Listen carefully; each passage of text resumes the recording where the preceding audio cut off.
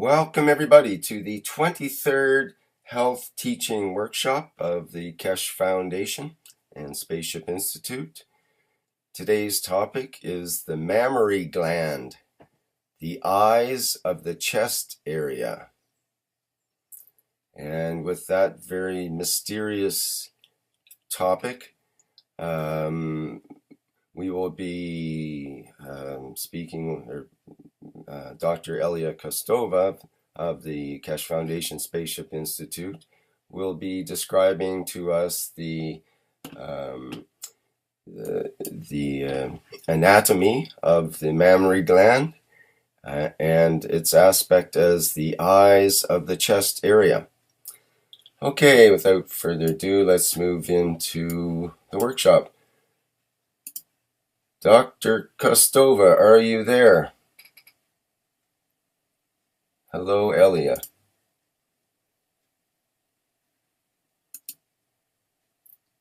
Not hearing you yet, Elia. Maybe we need the microphone on there. Yes, can you hear me now? Very clearly, thank you. Okay. Hello, everybody. Nice to be with you and the 23rd Keshe Foundation Health Workshop. Today, the subject is mammary gland and eyes of the chest area. So we start with the first slide. First slide is a representation for you, the organization of our chest area. And how you know from the previous workshop, our chest area have like a core shape, and the outside core, this is the rib cage. The rib cage have so specific shape, and how you see in the middle two pictures, this is so similar like our two hemispheres of our brain. So actually the left and right side of our rib cage, this is the left and right side of our brain. In the middle we have in the middle is all the internal organs what we have inside of our rib cage. So inside of the rib cage, how you remember, we have two lungs, left and right. In the middle of them, we have mediastinum. In the place of mediastinum, we have a heart, and also that place is so rich of the lymph nodes. Specific shape of the lungs, we consider that this is the shape, repetitive shape, like two hemispheres of our brain, like two kidney and some kind of glands in our body. So it is important to know that the rib cage has the specific shape of our two hemispheres. Also, our two lungs, they're in the same shape. In the middle, we have a heart. When we spoke about the different star formations in our body, we say that in the star formation in our chest area, heart represent actually the thalamus. This is the shortcut for our thalamus.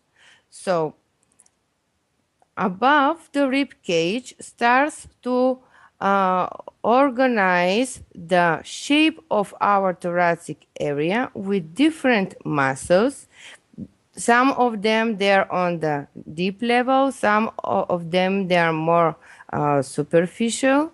They connect different bones from the rib cage, also from the upper arms, and have one teeny muscle which is actually behind the skin, which connect and move our glandulae mammae. From the men, the presentation of the chest area is with muscle, skin, and glandula mammae is in rudimental state. For the women, above the muscles, we have connective tissue, and above that we have a fat and organization of duct system inside and in the middle of the fat tissue. Then we go to the next slide.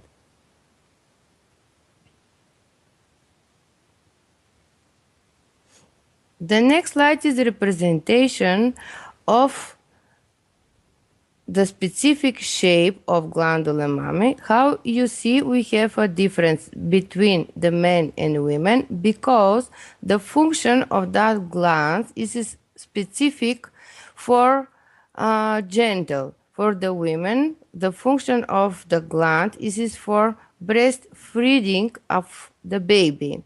For the men, this is only receptor point of our chest area. Organization of the gland starts from the muscle tissue. Above the muscle tissue, we have a fat. For the men, this is so small area around the nipples. From the women, this is the different part of the pectoral muscles.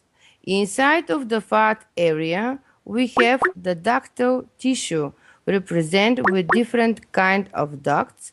Also, we have a rich place with lymphatic nodes, and lymphatic system is also represented in that area. You see in the middle picture the specific organization of the artery and vein system, how they make specific net around the glandula. Also, in the same way goes the direction of the nerves. So actually the nerve system, the artery and vein system, they cover all the glandular mammary like a net. So actually the glandula is inside of the sac of the connection between the nerves, artery and veins and lymph vessels. Just remember that area is so rich with lymphatic nodes. Okay, then we go to the next slide. Next slide is a representation of different shape of glandular mammary. It is regarding the shape of our spine and how gravity goes through our spine.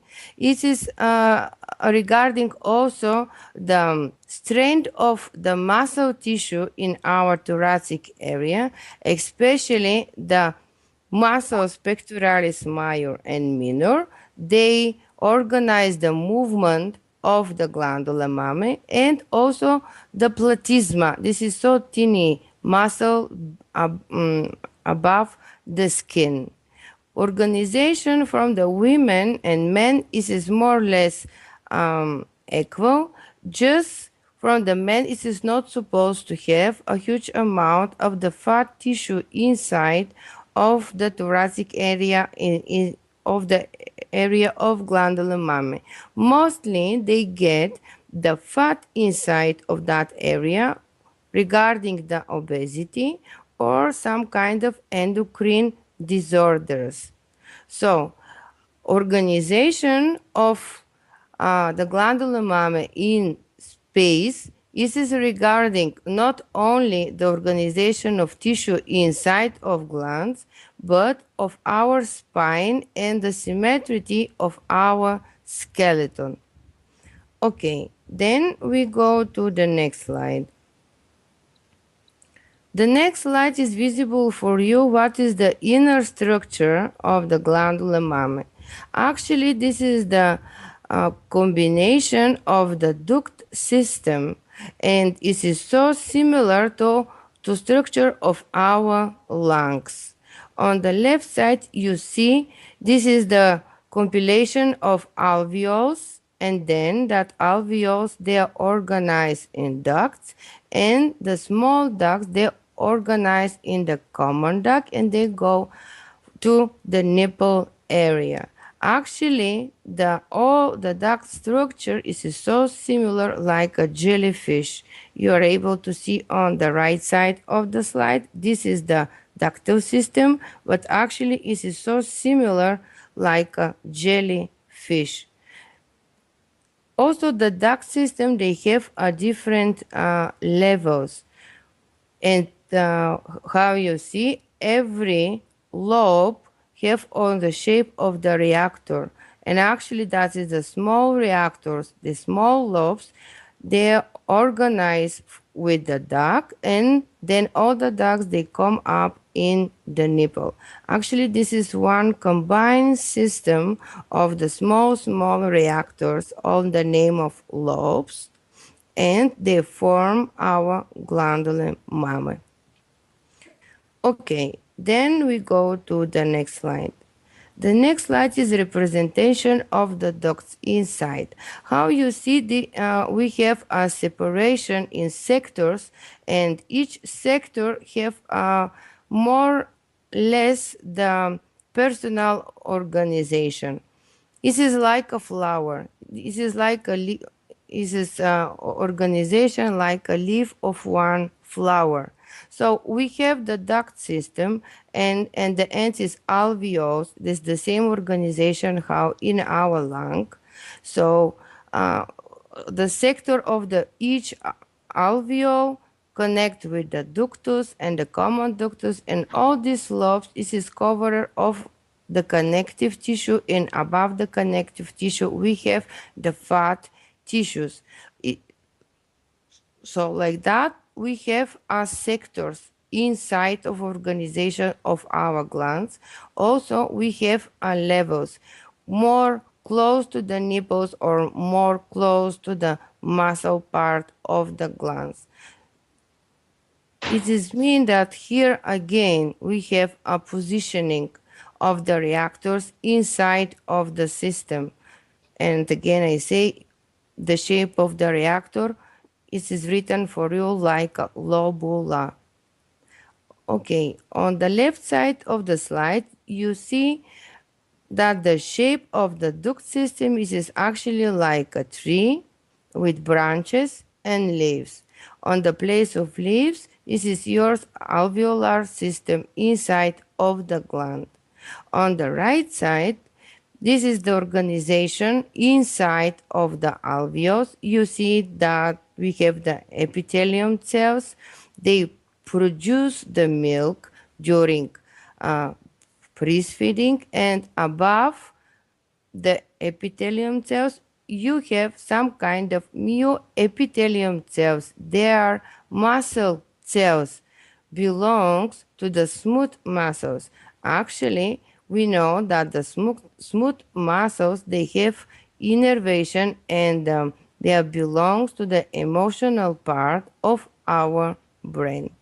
Also, to the nipples during all the ducts, we have a muscle tissue too, which supposed to make a wave to extract the milk from the alveoles through the ducts and outside of the nipples.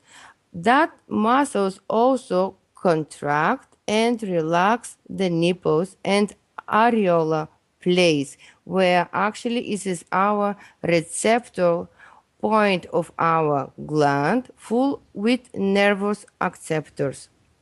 Okay, then we go to the next slide.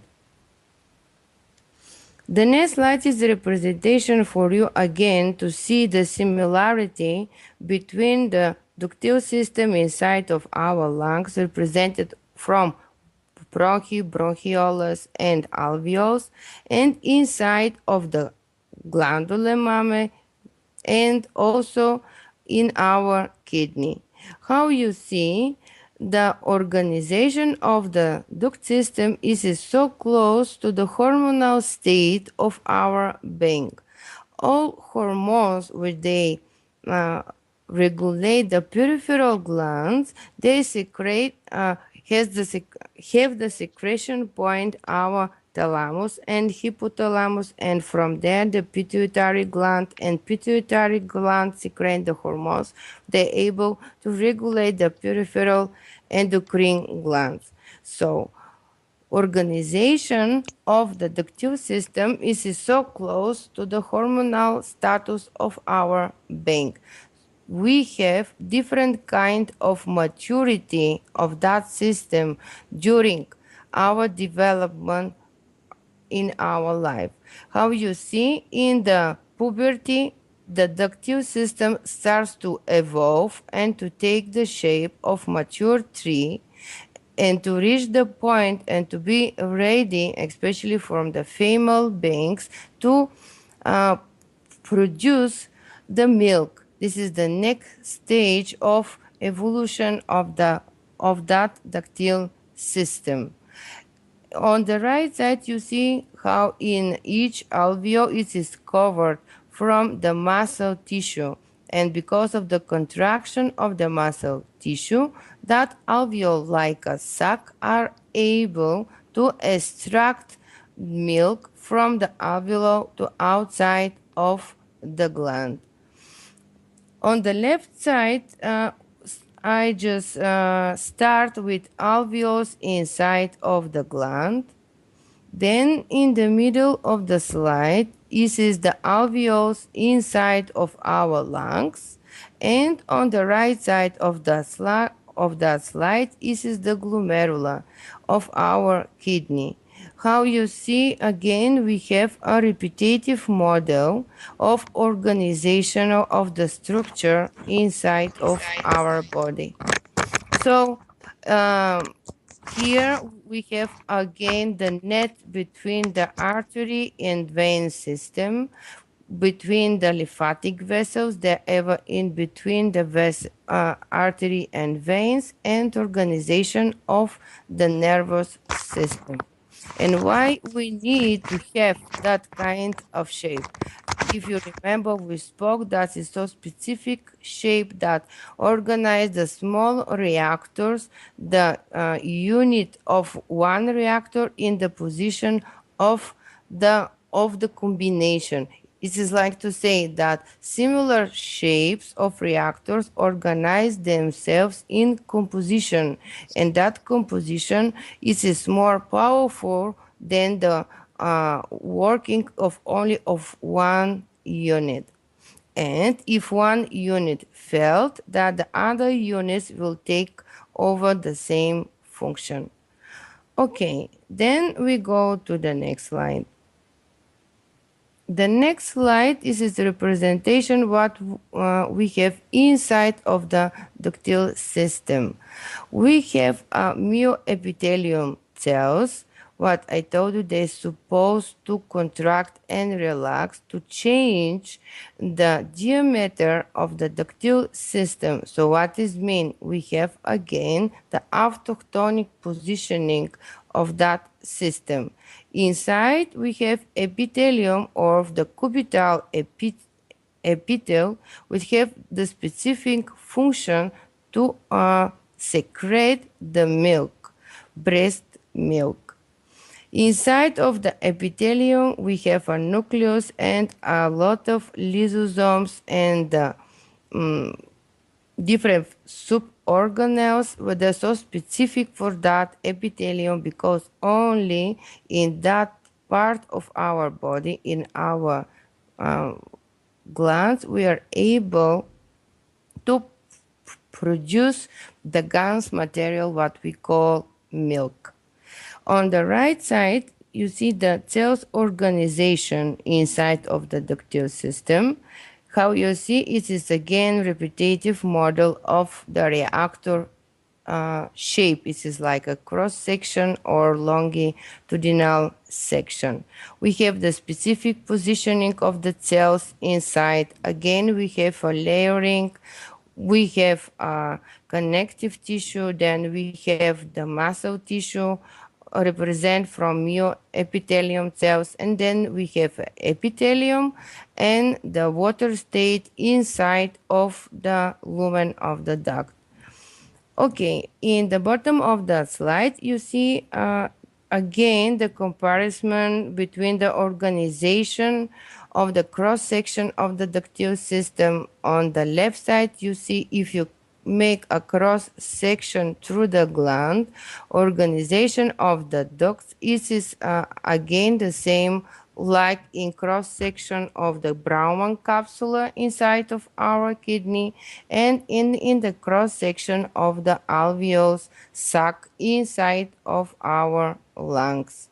So if we have the specific common shape with common organization of the units inside of that shape, so it means that in that places we have a common function, because how we say that the specific shape of some kind of organ, tissue, parts of our body speaks to us that in that place we accept, convert, and emit specific strength of specific gases. Okay, then we go to the next slide. The next slide is the representation of innervation of our gland. Actually, our gland, how you see, is so close connected with emotional part of our brain. When we have irritation of the nipple, especially during the breastfeeding, that irritation through the nervous system connect with the pituitary gland and from there with our thalamus and make the signals that the duct system supposed to work or supposed to react in the same manner. Most of the hormones, what they relate with that area, this is the prolactin and oxytocin. They come from the pituitary gland and they are with the backup connection with our thalamus. Actually, how you know the receptor which they come from directly extension of our brain and our thalamus, this is our eyes where they place in the face, in our skull. But our eyes, how they have a feeding system, they feed themselves from the fields of light, then transcend the information to the thalamus, how you know from the previous workshop. In the same way, the two hemispheres, what is representation for us for two lungs in the chest area, they give a feedback feeding to our eyes from the fields what they accept from environment. In the same way, if you make the comparison, we go to the next slide and I will follow with that explanation. The next slide Breastfeeding is a way to nourish your baby with breast milk from your own body. Breast milk is produced in mammary glands. From there, it travels through milk ducts to openings in your nipples. Could you When please your baby suckles on your nipples, your body releases the hormones prolactin and oxytocin. Prolactin controls milk production, and oxytocin controls the release or letdown of milk through milk ducts.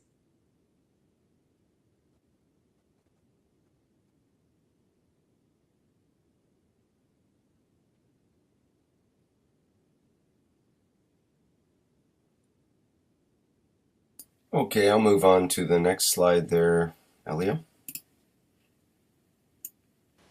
Yes. The next slide is a representation what actually happened during the breastfeeding. When the baby starts to interact with the nipple, this is so specific area full with the nervous receptors that touch inform the thalamus of the mother which one hormone supposed to have a secretion to increase the secretion. So what is mean? Of that part of our body, we are able to interact with our nervous system through other one of our sensor organs, and this is the touch. Actually, the eyes in our head accept the fields from the light, and how I call the glandular mammary, the eyes of our chest area, they accept the impulses through the touch, which is the five sense of our body. On the right side of that slide, you see how starts the change inside of diameter of the duct system and even of the masses of the cells inside. Even they change the positioning between them regarding which one hormone from the thalamus and the pituitary gland will be in the max production. Okay, then we go to the next slide, and the next slide is again video. Could you please, Rick? Thank you. Your baby is born with the instinct to turn to your nipple with an open mouth and suck. To trigger this instinct, lightly stroke your baby's lips with your nipple. When your baby opens his or her mouth, position your nipple toward the roof of the mouth and pull him or her close to your breast. It may take some time for your baby to learn to get his or her mouth around the nipple or latch on. When properly latched, your baby's mouth will cover your nipple and most of your areola, the darkened area around your nipple. Your baby's lips will curl out and his or her nose will touch your breast. You should hear smooth, regular sucking sounds along with swallowing.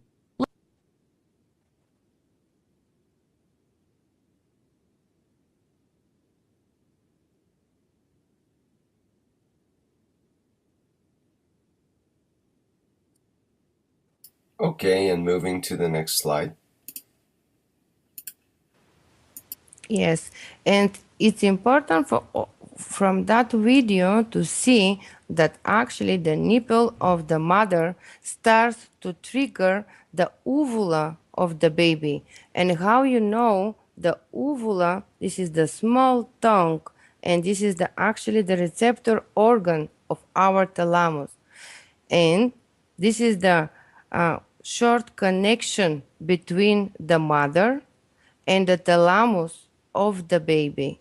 And actually, we have a connection between the thalamus of the mother during the breastfeeding and the thalamus of the baby.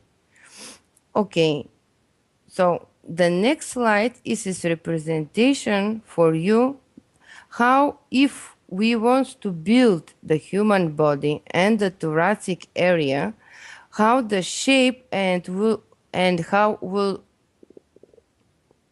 the shape of the glandula mammae will look like. This is the picture in the middle of the slide.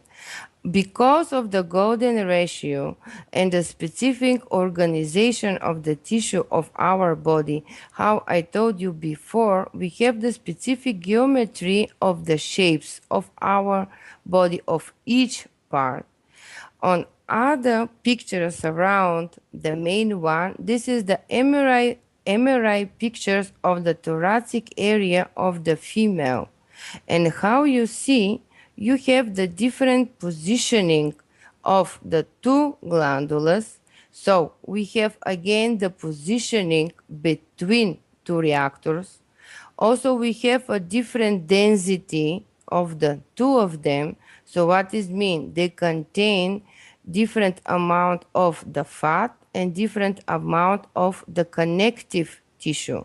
And how you know? We correlate the connective tissue with the gas carbon CO2, and we ever know that around the CO2 we start to collect the fat. The same you get in the CO2 boxes.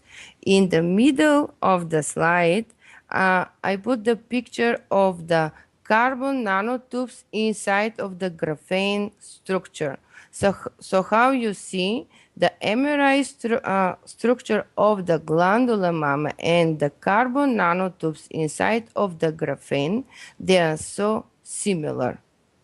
Actually, it is representation again that our body is the carbon organization structure, even inside of the glands.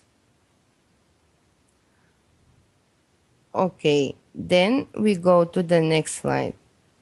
The next slide is the geometrical modeling of the gland. So how you see on the left side, this is the green one picture. This is exactly like conical shape of the reactor.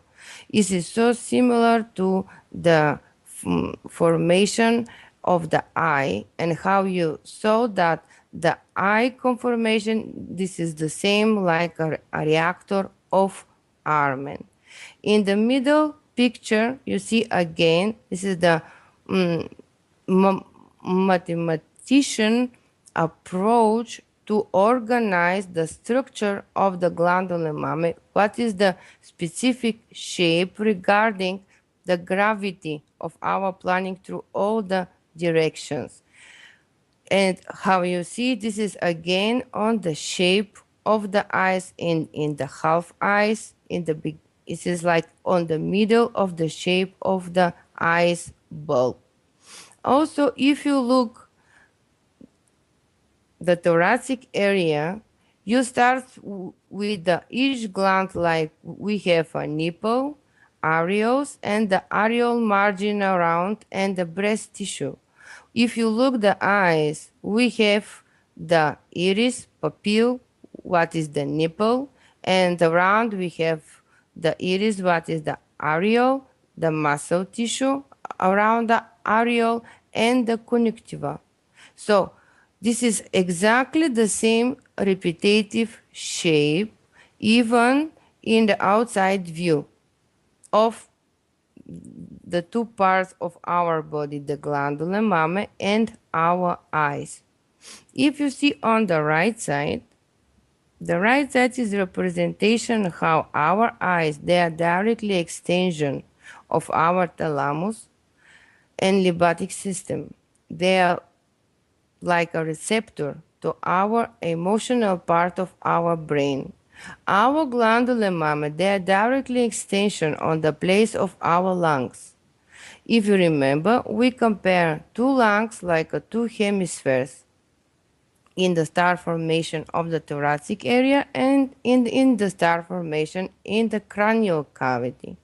So the two hemispheres, they take information from our eyes, they accept the fields from light and transmit information to thalamus, and from thalamus to the two hemispheres. And again, two hemispheres feed back our eyes.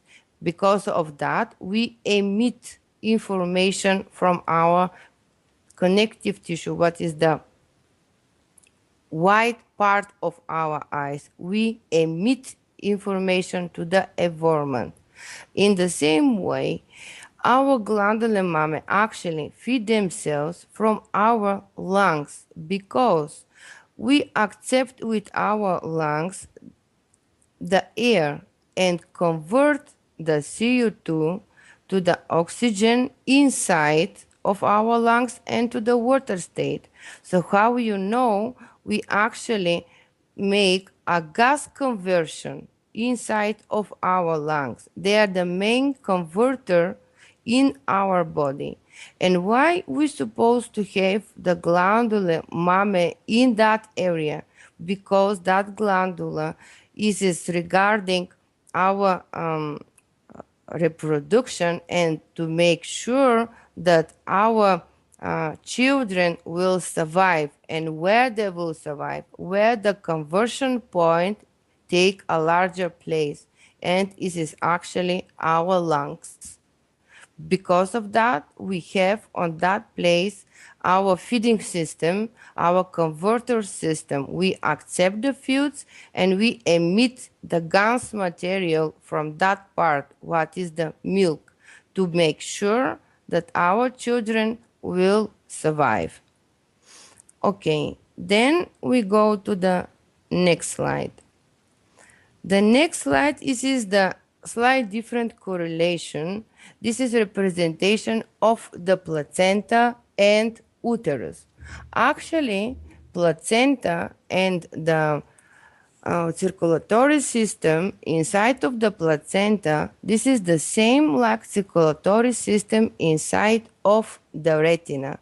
And we may say that in star formation in pelvic area, the function of eye take our womb and placenta, because we convert the materials during the liquid state in blood and the lymph from the mother to the baby.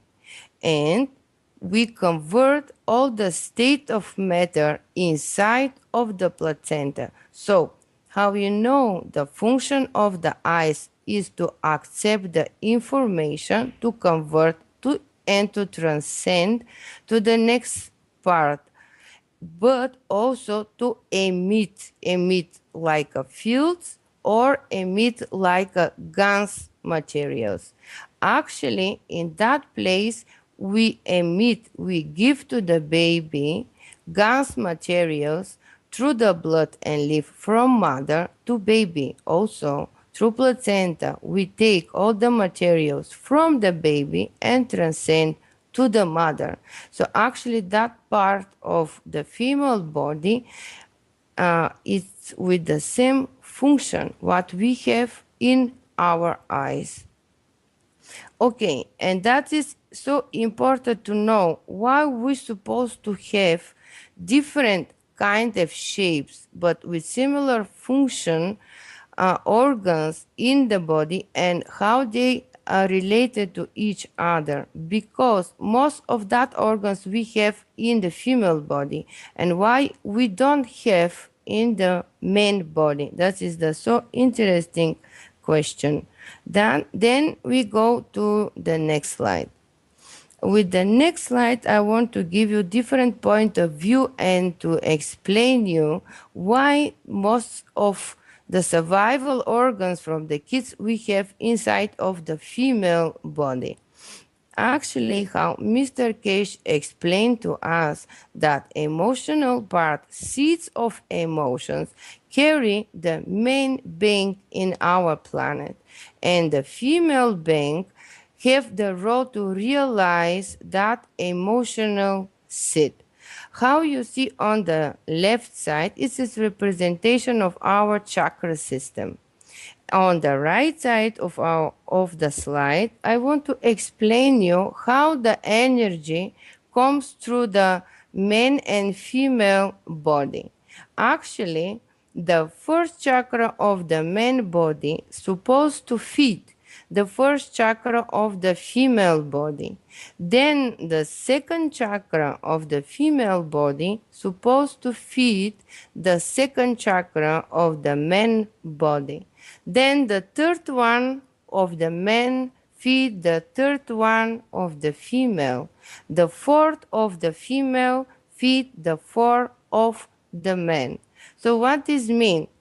Actually, the first seeds were there rich with amino acid. This is the sperm. So the life in our planet starts of formation of the amino acid. Which one GANS material is rich with amino acid? This is the sperm.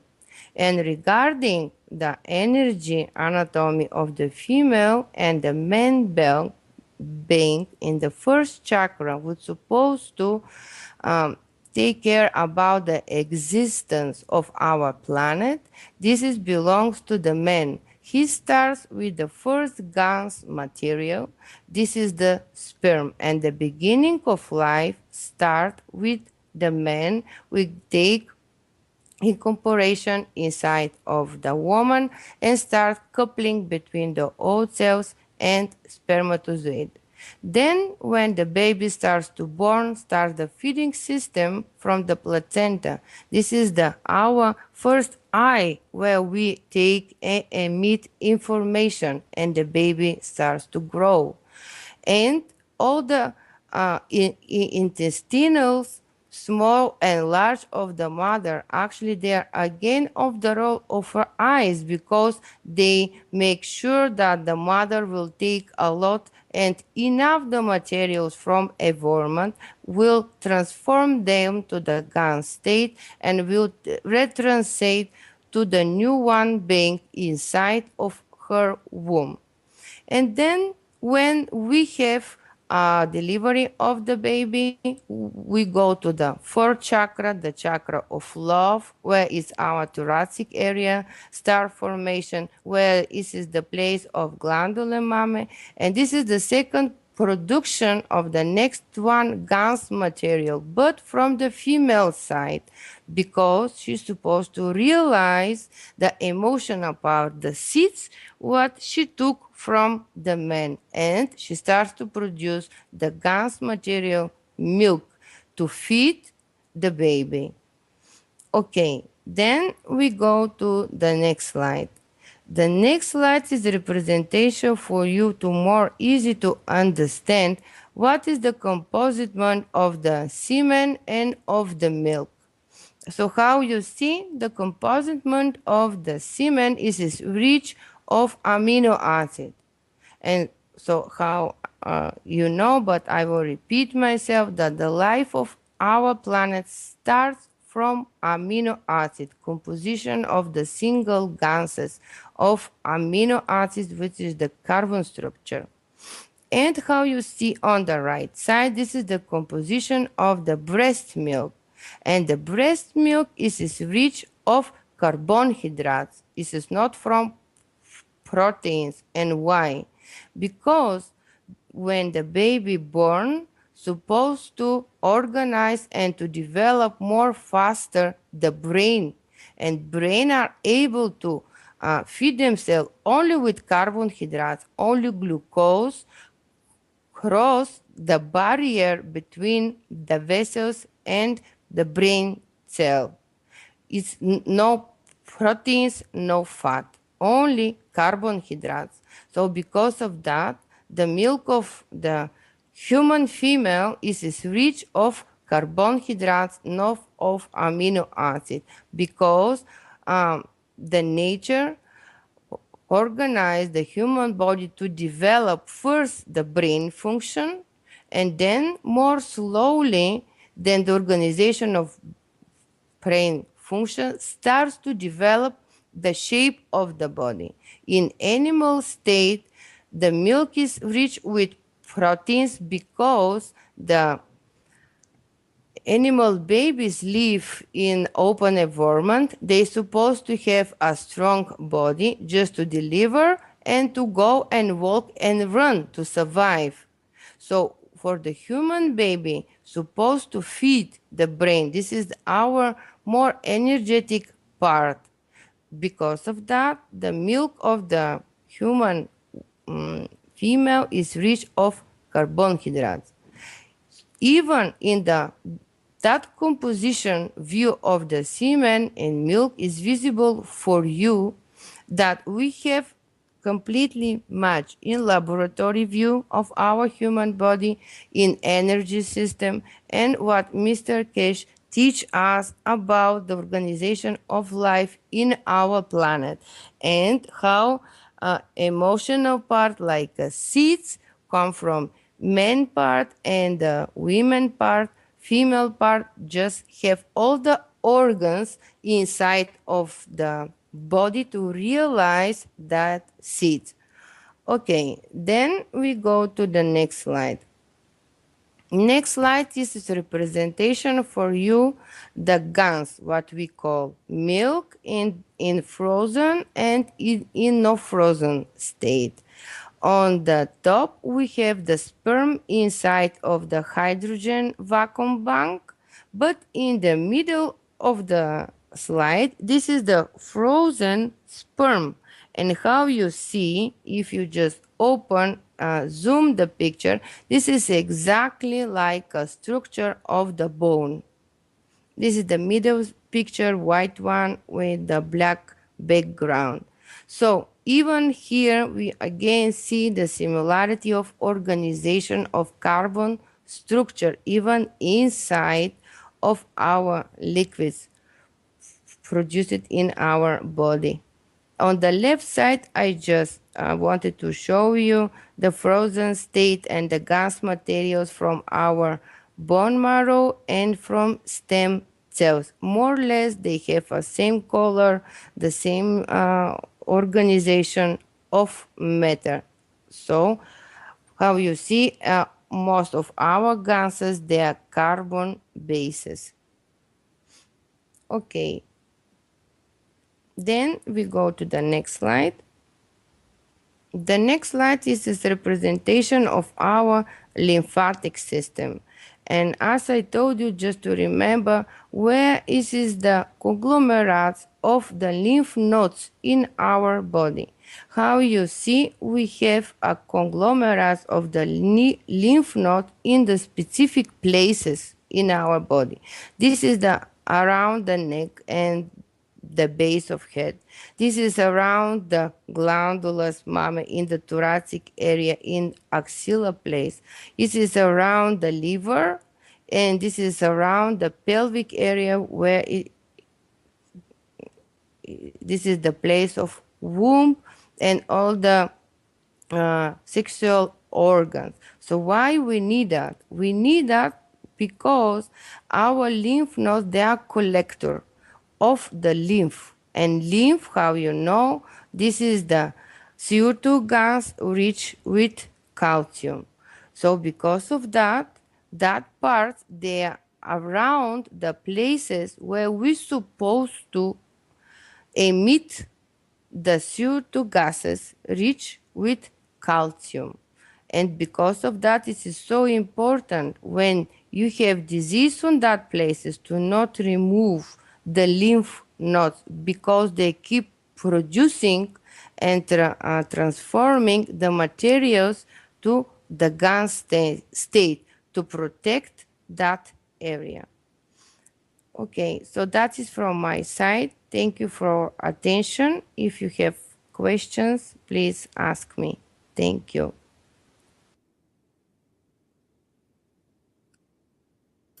Thank you very much, Dr. E.Kostova.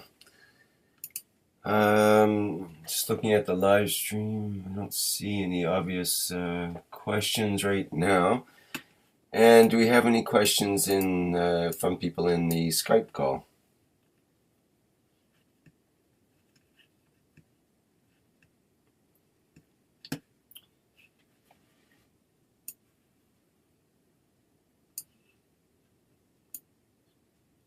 Surely we have some questions from someone in the Skype call.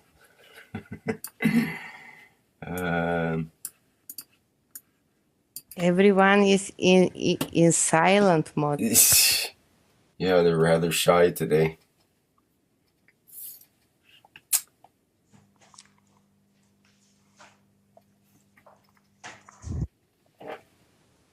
If we don't have a question, just to follow with Mr.Keshe.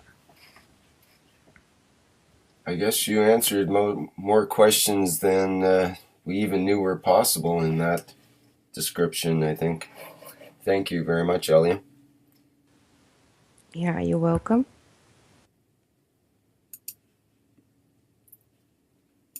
Mr. Keshe, would you like to move into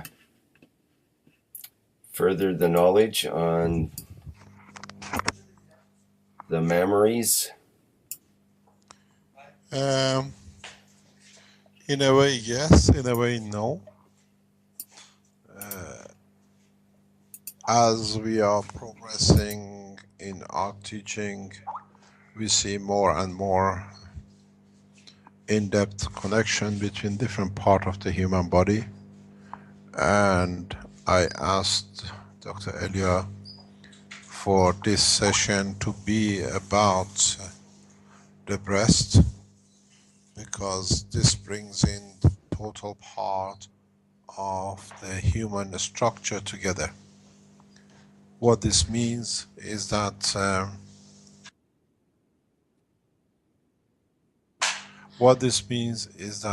everything in the human body ends up with the emotional part.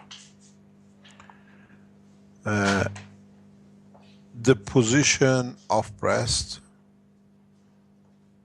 the work of the breast, be it a man or a woman, in the human race is totally different than the rest of the animals or most of the animals.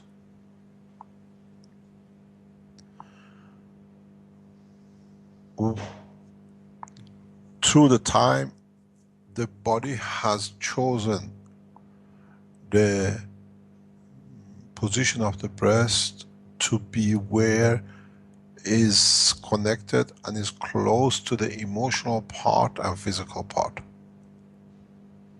And again, the same function, two, for two half of the physical part of the body, and at the same time, in connection into one entity, which is the emotional part.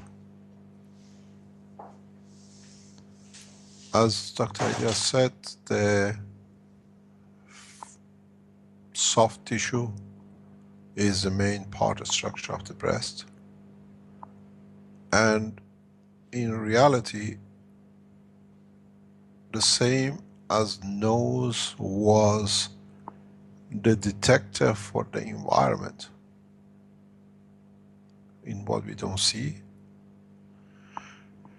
the breasts are detectors for the emotional part of the body externally. So the same way, that is why they are close to the heart. That is why they are close in connection with the chest. Because part of the blood, which is absorbed the energy from the lung, which is the emotional feeder, carries the information from the brain, the emotional part, through the blood system to the breast. Which means that's how we show, how we react, and how we see it. And in the same way, the breast in the human race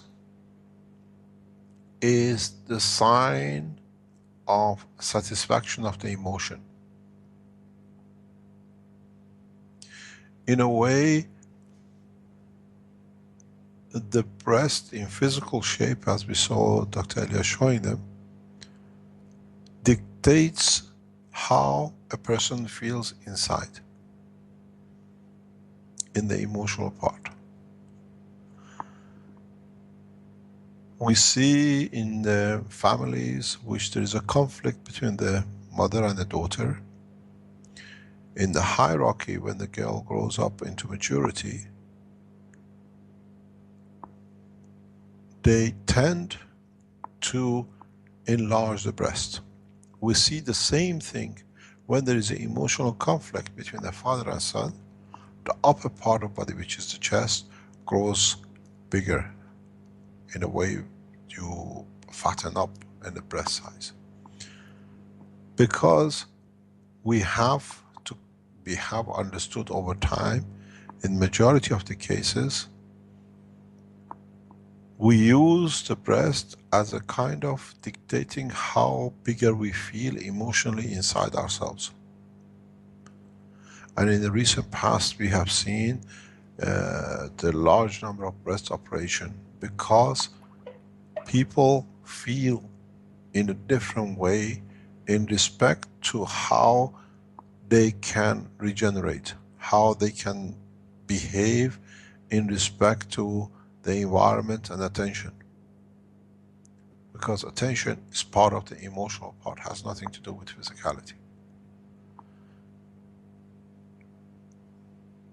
When we transfer emotion to our child, we give them a hug. We don't stand aside and point at them, I'm loving you. We bring them close in a way that we transfer our emotion to the child. We do it with our father, we do it with our close families, we do it with our wife, with our husbands. And how much we respect that emotion, we decide in how close we allow them to come to the chest, to the breast, to the physicality. Breast is the only point of emotional transfer where it's the only point where Emotion dictates what physicality to show in respect to itself. Which means when emotionally you want to show a condition and a position in respect to who's in front of you, and you want to see how they feel, you hug them. You bring them that you can feel them.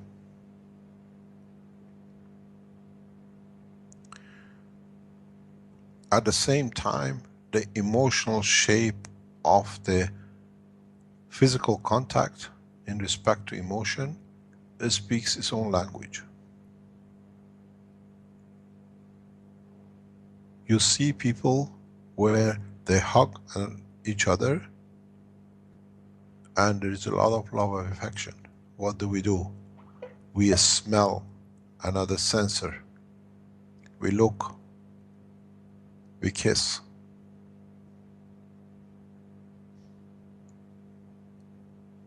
But the most important part is if you watch when two people, a man hugs a child, or a woman hugs a child, or two adults hugging each other, where the breasts are in touch, standing aside and looking at them, look at the way the emotion transfers knowledge to physicality. You see a lot of parents hugging children, but you see the child's hand goes backwards. What we call it a banana. I have nothing to do with this emotion. This is you who's giving it to me. You got me physically, but my emotions are not yours. You see a couple holding each other. The contact at the breast, which is totally emotional, you can see how the relationship is, who loves who shows emotion to who. Because at a point of physical contact, the two heartbeats, which is the true gravitational magnetic field strength of each person, matches or does not match, or has any common denominator, or is how we are prepared to share.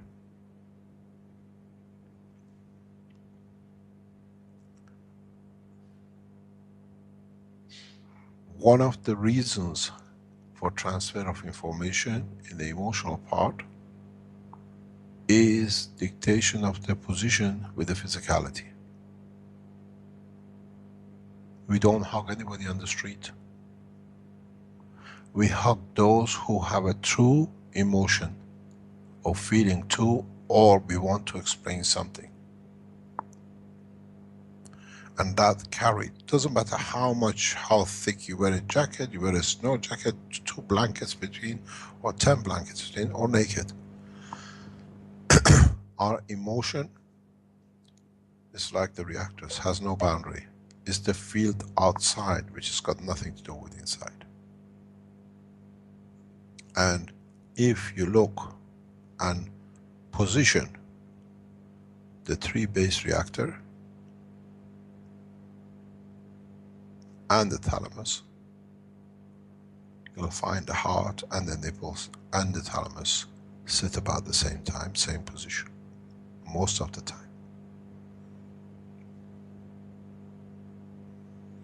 How we feed, dictated again by the same position. How close we are to the child we feed is the same. If you look at the children till age of 12, even at the older age of 18, 20, they ask from their parents for a hug. Which means the breasts are in touch. You have literally connect with each other. It's the transfer of emotion through the physicality of the body and the breast. Breast, the process of feeding, it just happened to be there.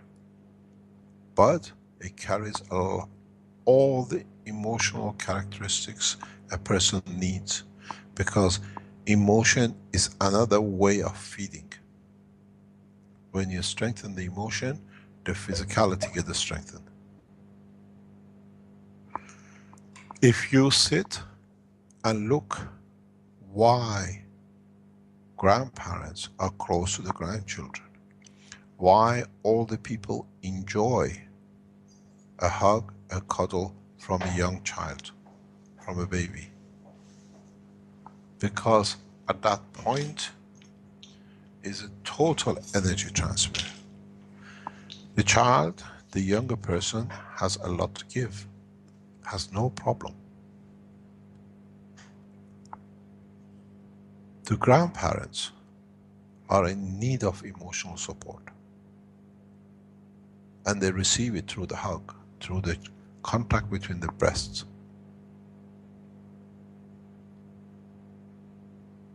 Because through them, that's how they get attached to the grandchildren. We have seen so many cases when we ask elderly people, why do you want to live? Why you want to extend it? 95% of them, they say, because we love our grandchildren. I want to enjoy them more.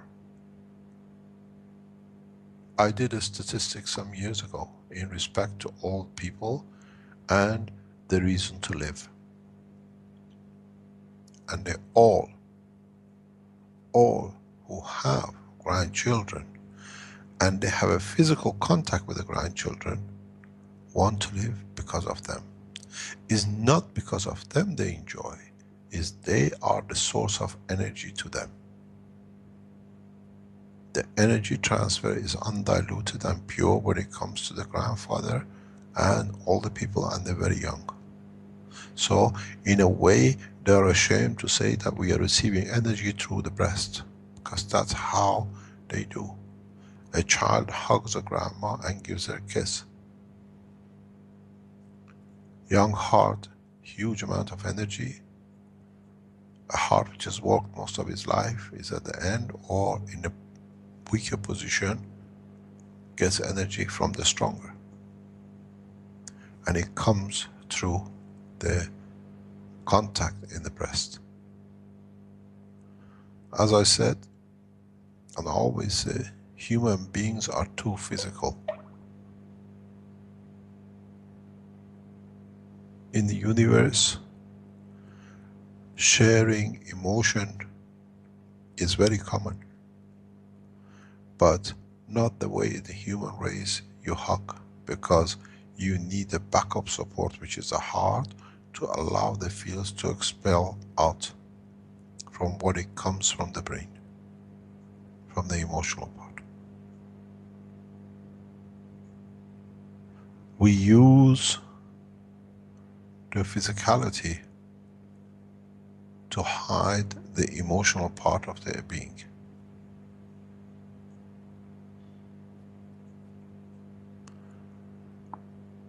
Men have certain response towards female part in respect to breast, and is totally in position of what can it do in the background for them to be able to produce more of the same.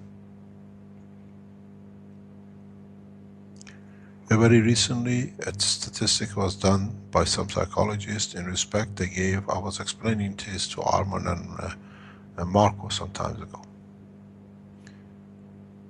They gave exact the same news to a male reader to read as they gave to a female.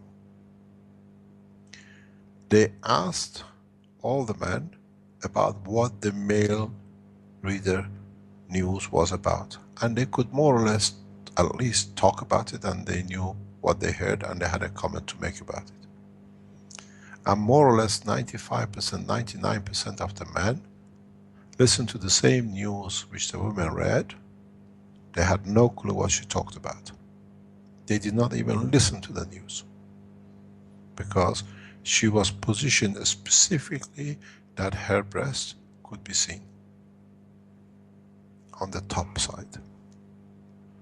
So men psychologically, once they reach point of maturity, change the emotion from loving to the one who gave life to them, and they use it a way to give life to. Because we look at it as men, would that can love the child which I create with it.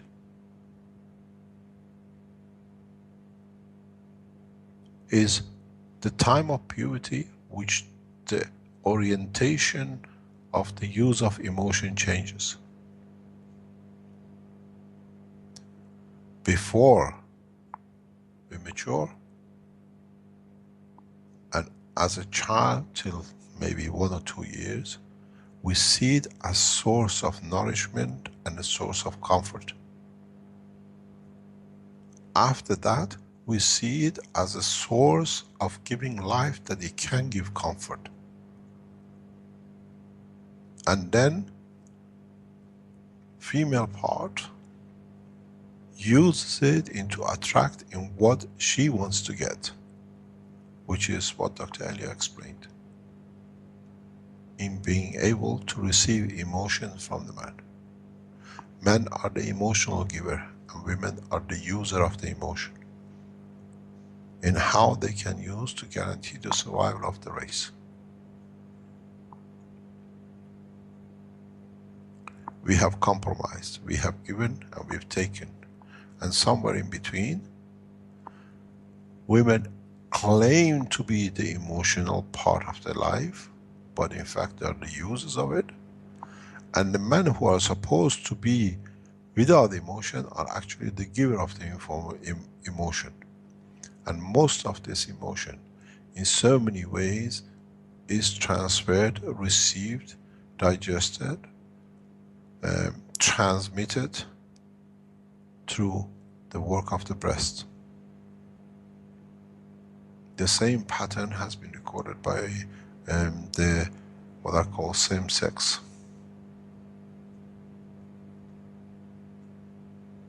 Even though there is no male and female, still they carry the emotion through their breast.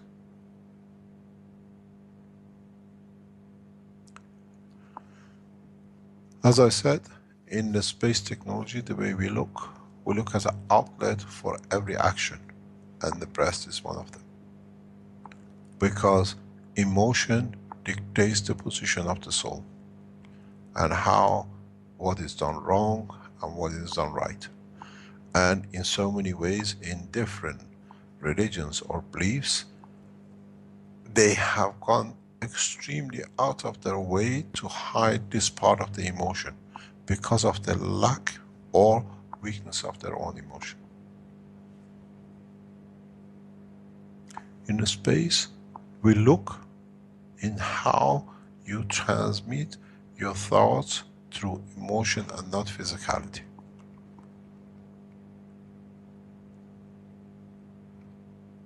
And unfortunately, in the human race, in the physicality, or it's not only human race, on this planet, we have developed a system to be able to transfer our physicality, as Dr. Elia said, in a GANS state, but very little emotionality. But man has moved the breast to a position, or animals, certain animals have moved the position of the breast to be near the emotional support side. And in these animals, these kind of structures, we see long-term relationship, structured relationship, intelligence, and at the same time, development of the emotion. Monkeys are the same. It has nothing to do with how we embrace.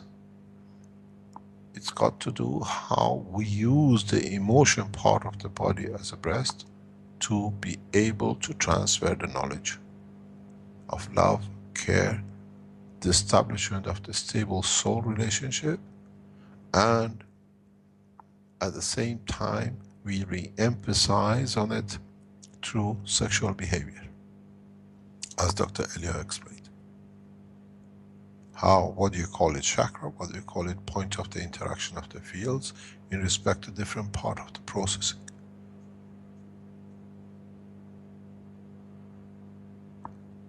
In the space technology, you do not look at breast as sexual organ. You look at transfer of emotion from one body to another.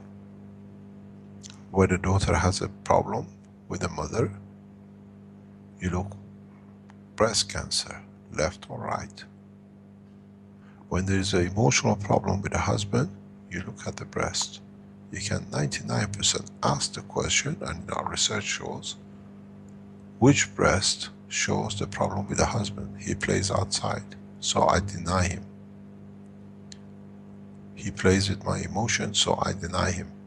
And that denial ends up with a breast cancer on the side, which is nothing to do with the line of birth love. Dr. Elia can explain to you more in detail on this side, where by the side of the breast, even by the position where the cancer is, you can explain who and what, if it's a father, if it's a mother, if it's a husband, if it's a boyfriend, even if it's the children. You decide, the body decides, denial of life. Because if I don't have a breast, I cannot give life to another person to suffer the same as me. The emotion, instruction to physicality in the line of emotion, because that's where I gave life.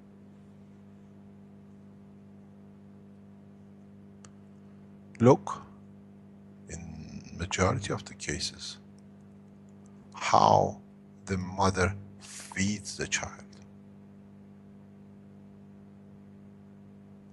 Always left breast first. Majority of the time, left breast first. Then to the right. When the daughter gets angry with the mother or does not accept what the mother has done in the long line of life, look at the position of the cancer on the left. Problem with the mother and the daughter. Husband unfaithful, cancer on the right.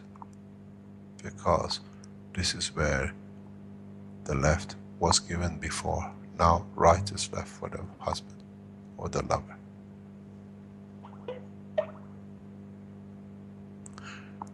Not all breast cancers are connected to emotion. But breast cancers which are connected to emotion have a clear cut line. Because when I don't have a breast, I cannot be, he will not touch me, so there is no emotional effect. When I have a breast cancer, mom cannot hug me. Then I got rid of mom. So, with all the physicality we've seen explained in detail of the physical operation, all has been said to dictate the position of the emotional part. Even though some breast cancers, especially at the present age in the Western world, become younger and younger due to sexual behavior and due to abuse of the breast and the emotion. A lot of people look at the young generation breast cancers, which is becoming younger and younger ages, into pills. In fact, most of the breast cancers in the younger and younger ages, if you go backwards, it shows younger and younger sexual age activity. Failure in love, later on it shows itself much faster in the breast cancer. At the same time, abuse of a physical part of the body due to delivery of the calcium and milk from the hip and the lymph for nourishing the child. In solidification creates internal what you call irritation, which leads to internal infection, and then it leads to lumps and what you call cancer. We can clearly structure the cancer, and in the breast area we can clearly define it. We have a unit which has been used and it's been tested for breast cancer, where we put the unit on the arm and the breast, within 2 hours start rejecting the cancer. Lumps of breasts which are external cancers just falls off. We have them here. As we are moving today, we don't have access to the camera, but I can show it to you in the other programs. Collected pieces. And then when you look why, it's the position where we put it.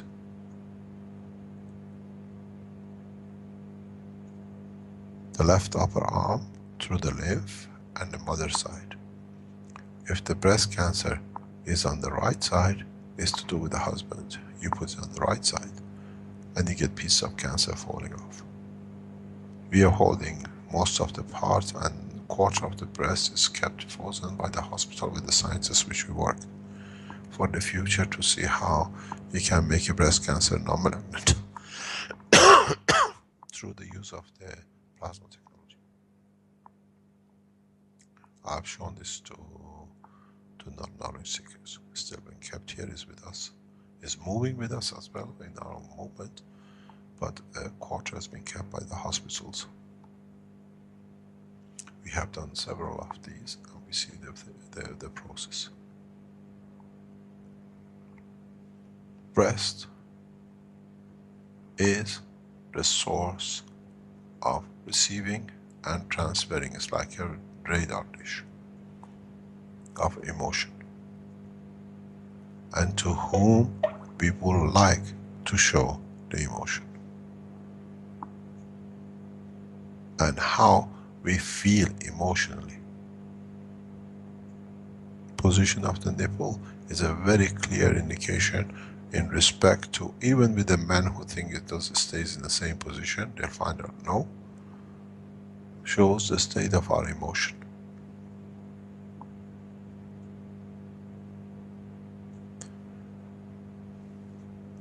I do not see any position in physicality of the breast, except a point where we have created in the human race to be where we transfer our emotions to the children which we bear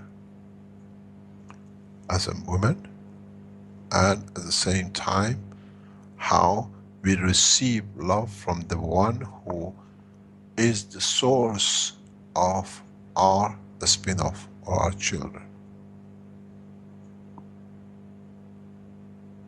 If you study the behavior of orphans very young in earlier stages of their life, you see totally different emotional behavior, and it's very common right across.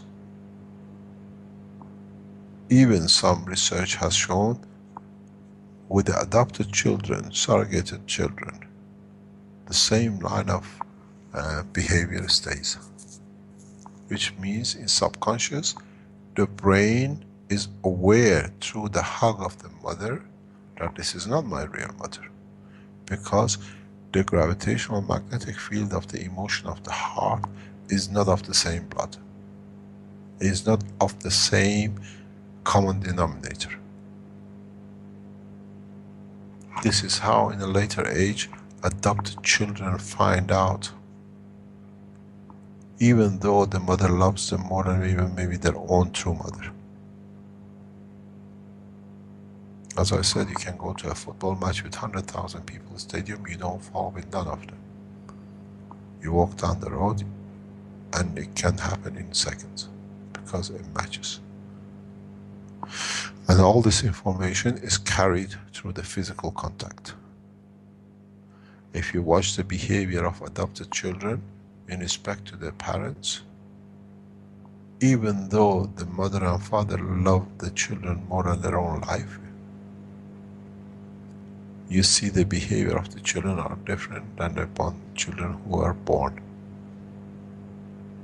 from the parents.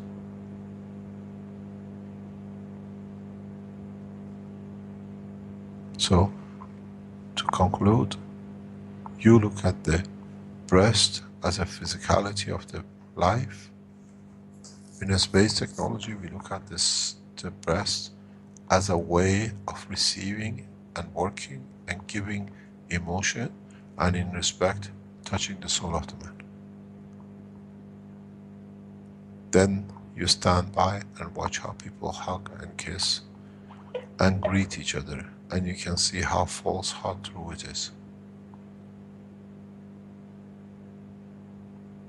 Then you see through the soul of the man in respect to the operation of his life in his environment. Any questions?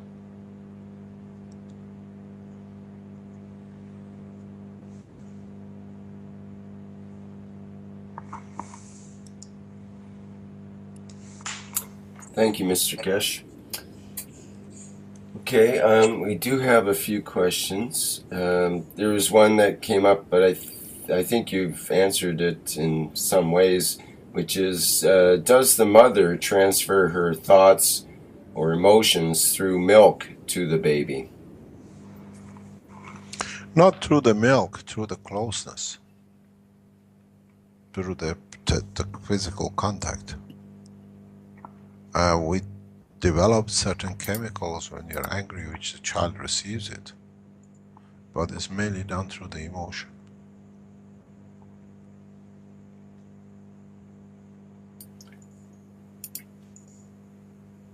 And the emotion is something that's beyond the physical transfer. It's a field effect, is that correct? It's a field effect, so you cannot hide it, and it's received fully. This is why we say, like peace treaty. Peace treaty is not a physical signing of the paper, in emotionally accepting to be peaceful. And sometimes when we lose our temper, then we remember, I've signed a peace treaty, what happened to me there? And that's how we get corrected.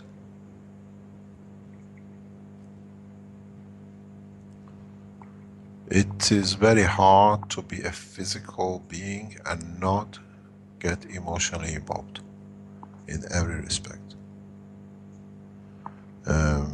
As you all know, when we had the situations and the reason in my time, I lose my temper quite easily, because I cannot stand injustice of man, and the emotion is the only way you can show it. And I always say, I prefer to see the emotion outward than inward, because then you end up with a heart attack and a brain stroke, and you cannot even sort it out, or end up with psychological developments.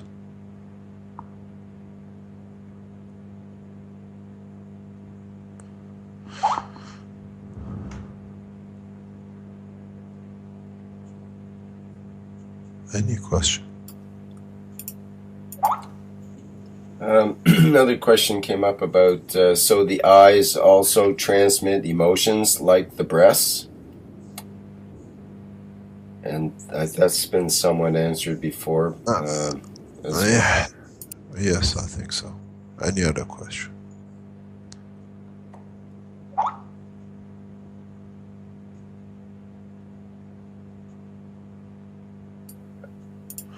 I think something which, pardon, carry on. Well, there was a question earlier from a woman who said, I have to refer back to the question exactly, but about her premature baby was not able to suck, and what would cause that?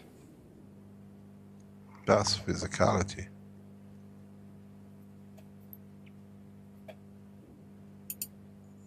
This is just physicality, and depends case on case. You see, the problem is, a lot of physical interactions, like sucking a breast, and as Dr. Elias said, where the milk touches the back of the throat and creates certain vibration, which emotionally satisfies the child. If these kind of behaviors become very strong, then you see behavior in adulthood will reach to the same place, to the same position. So it is not that it's just a physicality which has to be completed. And in a premature life is different. Okay, and then Mike mentions a woman in Houston lost her baby during birth, but when she gave her baby a farewell hug, the baby started crying and came back to life. Was the child actually dead? Right. That's a question to ask. The hospital, Mr.Keshe, good morning. The hospital had pronounced the baby dead, and I included the article in there from Facebook. Yeah. Hopefully that will help. But it goes along with what you're talking about. Sorry, carry on, because I get a delay voice. Carry on. It was just going along with what you're talking about as far as transferring emotions through the closeness and not necessarily through the breast milk. I believe that she transferred her energy and gave her baby life.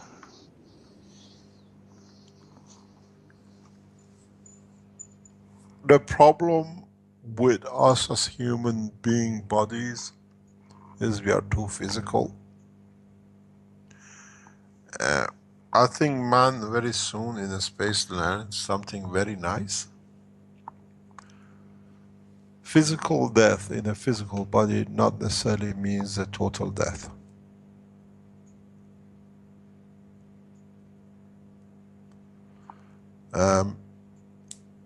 For example, if you listen to a lot of talks we done in the GANS state, we refer to GANS cannot be frozen.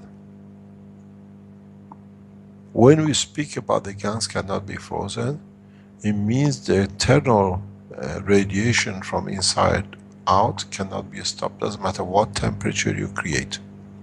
The only thing you do with a high, low temperature, you create an environment that the outer layer of the GANS will not receive transfer of energy. What you call it, minus 273 degrees or whatever, which has become fashionable. And then, as Dr. Elias showed, you put a sperm in a deep freeze, and then you bring it out and you can use it after so many years to create life.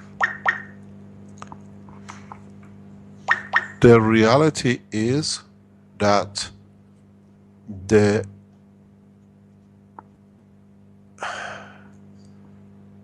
life of a GANS cannot be stopped, especially in a structured molecular GANS. If it could be frozen, the molecule will split apart, or the fields of the GANS will separate, which they don't do. So freezing GANS is impossibility, but you can allow the structure between the matters of a GANS to be closed and to be what you call frozen. So if you cannot do that, it means the sperm in the frozen tank, which Dr. Elias showed, still has a line of thinking, which is its RNA. You are freezing the physicality of it. You are now freezing the emotional part. And then, when you defrost it, the emotional part allows the physicality to take position, because the memory bank is, it doesn't matter which hard disk you put the CD in, it still plays the same music. Which computer? You take a CD from one part of the world, you go to another, you put in computer, still plays. You cannot freeze what it means stop life in a Gans state, because it's magnetic field interaction. Still, even frozen, the fields from inside travel. Is the matter part which is increased. When you freeze an object, you increase the layer of the matter. Or what you do, you reduce, you compact the field strength inside to the center. So you cannot freeze. Even you can freeze Gans, you might see it's stuck together, but it's not frozen. It actually shows a closer compact connection between gravitational and magnetic fields.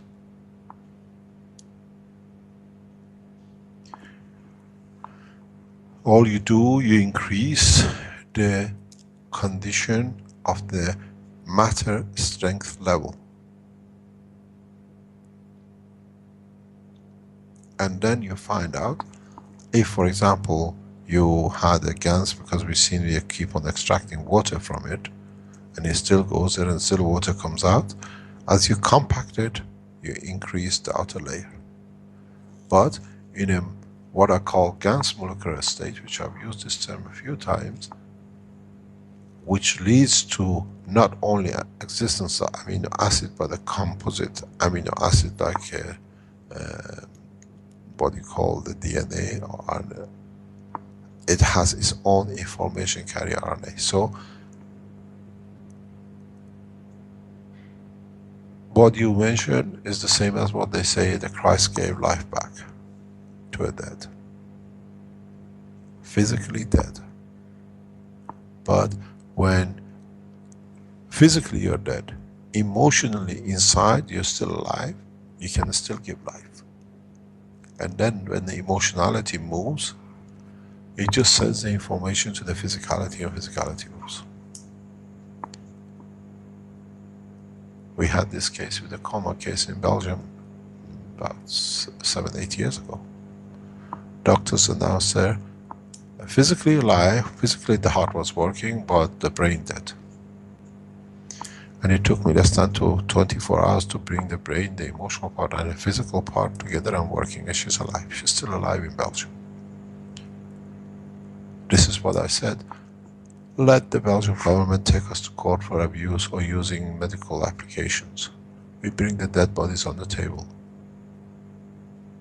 Because we know how to reach the emotional part that allows the physical part to become active, and vice versa, in allowing the two to be connected.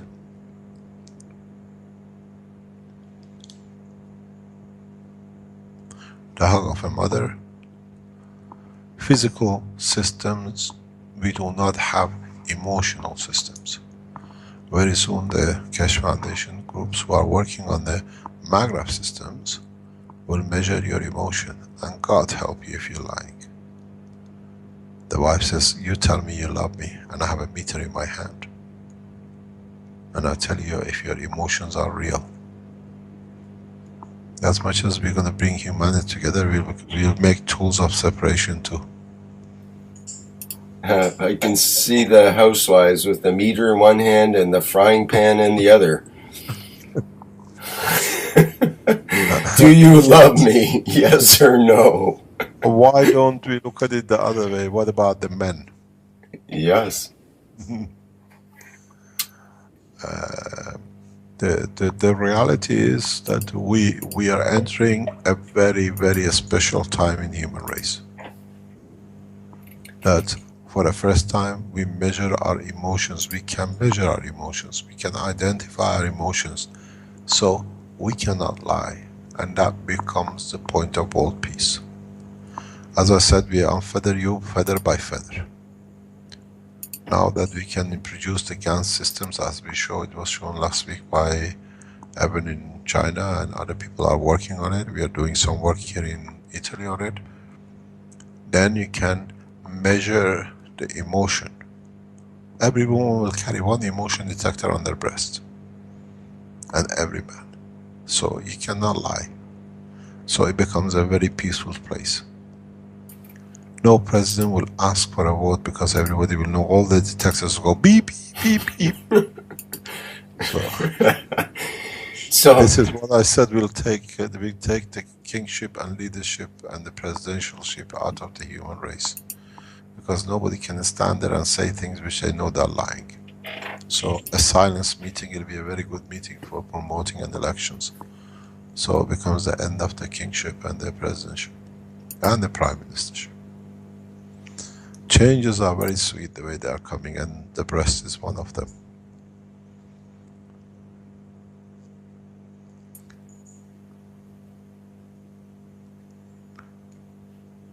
Any other question?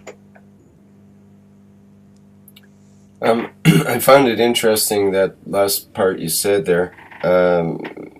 It seems some people are thinking that we'll need to have that people's thoughts will be obvious, or thoughts will be read, but it's not thoughts that are being read so much as the feeling, which is beyond the thought, or more principled than the thought. It's mainly the intentions. So people become so sensitive, they'll know the other person's thoughts before they even have their thoughts, perhaps, because they're working on that feeling level. Are feelings faster than thoughts? Feelings are the channels of thoughts, and the thoughts are part of the understanding of the working of the emotion. And the emotion themselves are part of the structure of the connection to the soul.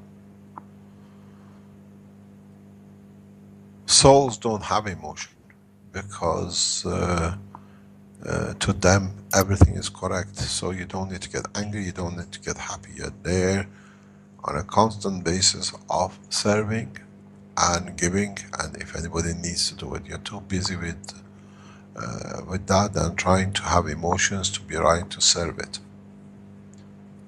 And then the feeling is how you're going to serve the emotions. In the universe, emotionality is the characteristics of physicality.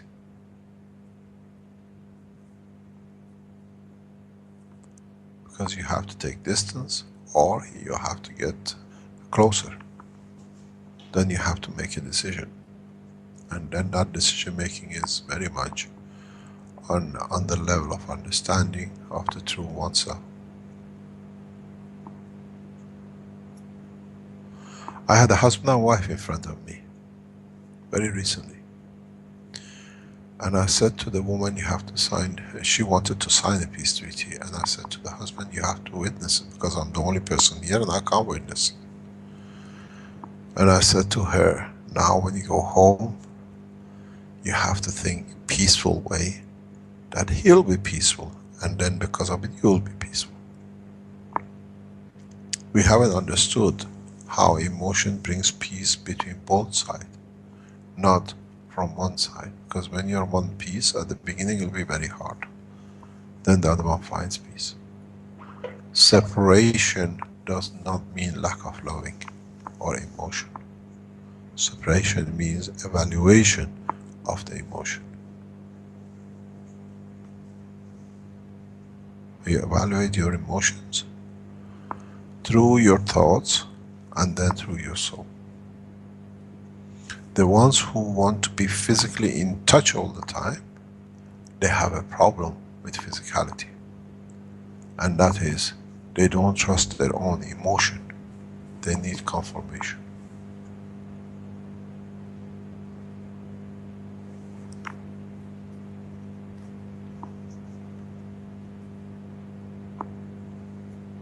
You can love somebody without ever being near to them.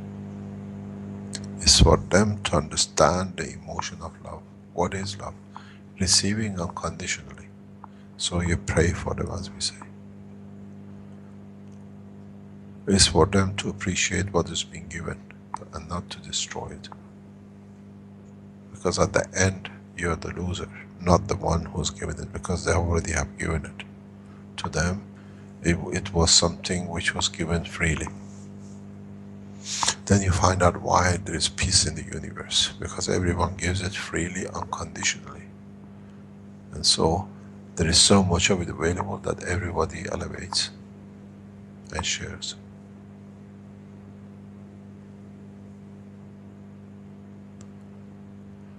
Going to this point, is there any other question?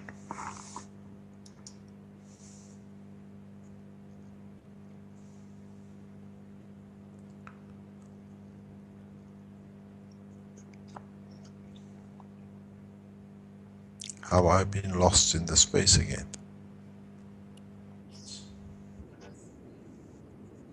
There is a couple of more questions, I suppose.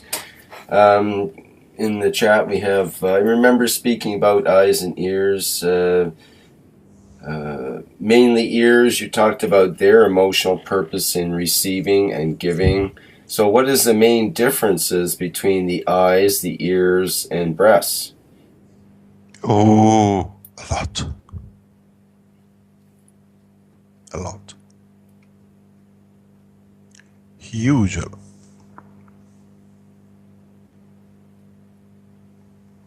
Noise is the level of the emotional physicality. Eyes is the sight of emotionality. And the breast is a true emotionality, which is independent of physicality, but true sense of understanding one's emotion. Just look at it. Sound, if it's at the light level, you don't hear it. If you make a sound at the sound level and you're deaf, you don't see it with your eyes. But you can feel somebody's emotion by just holding them or them being near to you. So it's a huge difference. Huge, huge difference. I can tell you I love you 1,000 times, but if you're deaf, you don't hear it and your eyes cannot explain it to the guy what he's saying. And you cannot feel it because there is no touch. I can write in light to you or write on a piece of paper, put it in front of your eyes, say I love you, but you cannot speak it. But you can be deaf and dumb and blind, but you feel the love through a hug. You feel the emotion with the touch of physicality. Blind and deaf people fall in love as well without seeing or hearing another person. It's a huge difference. Nothing hidden from the emotional part.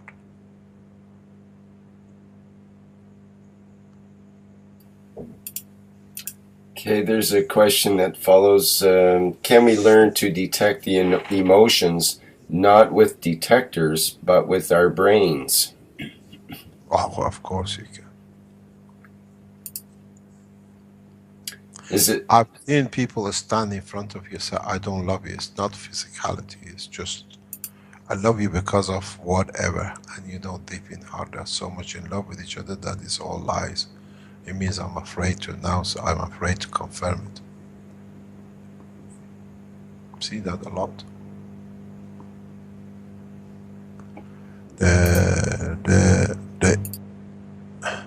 We hide our emotion in the human race just because we see it as a weakness.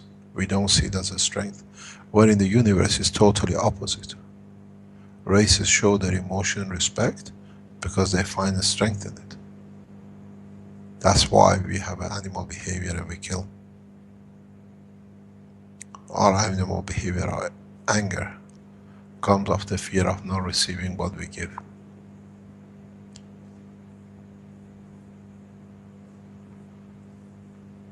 People standing from says, I don't love you, it's just physicality. And you know inside, they look at it, if I love, I'm weak, I cannot be correct.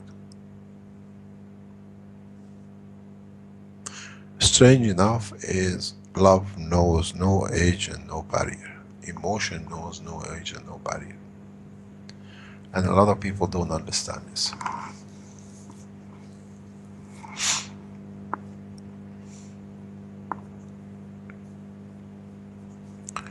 Any other question? I can teach you a few things about loving and emotion, which will shock a lot of you, but I think you're not there yet. Because you have to learn this, because when you come in touch, and when we take you to space, and as some people call me alien, you will understand that we know different way to love and show emotion and physicality. And it's a maturity of man who has to understand that. Because otherwise you'll fall in love with a 4-legged 20-year-old guy who's from planet Zeus. And he has no emotion because he can't read you, why you love him and why it is. And if it's a true love, true emotion in sharing the essence of creation of the universe, then you will get the response.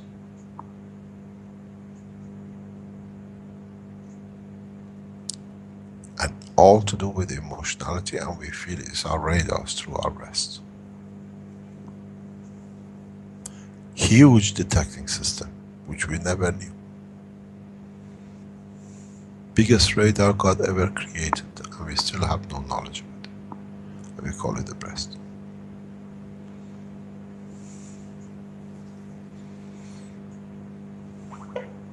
Any other question?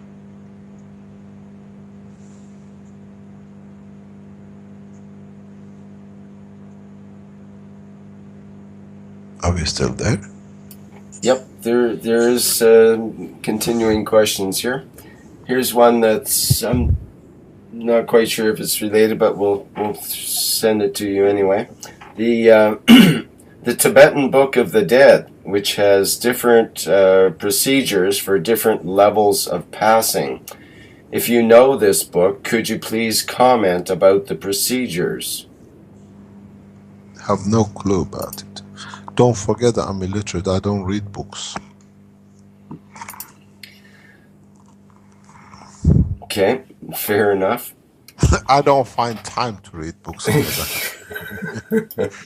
I started 2 o'clock in the morning today, I'm still here. You're too busy writing books and creating the future to read them. Let me see in the chat, there's a couple of more. I just received something from Sandor. Let's see what it says. Oh no, it's different thing. Okay, carry on. From Krasmir, he mentions, so we would need to learn to transfer emotions through our brains only in order to communicate in space? Good morning. I do it quite a lot and people don't understand it. If you learn to convey your emotion even through your eyes, through your thoughts, you will find it'll be received. The ones who are dishonest move away and look away. They never look back in you because they know they're not there with the right intentions. And this happens in space, so you don't need to, but you transfer. In a way, you direct your motion, the direction you want to flow the field, as we say. It's very much like your reactor 2 and 3 working for you go to the left, or 3 and 1 working to go to the right. The eyes are the direction in a way where you can direct your emotions on the physical condition. You look in the eye of a person and say you love them. You look at them and you direct your emotion, your anger. You find out a lot of people don't like to be talked to, and when you look at them in their eyes, because they distrust in themselves, because they know they cannot be straightforward. And then we get people who are trained to look directly without emotion. All the KGB officers in Russia are trained that way. The good KGB officers all time used to have eyes as cold as ice. They could look at you for hours without flicking your God knows eyes. And they used to, even with their thoughts, transmit their emotions to you. But you could not, you never knew. But I used to call them the ice cold eyes. No emotion. But they could direct their feelings towards you and you could feel it. They were well trained in these things, some of them.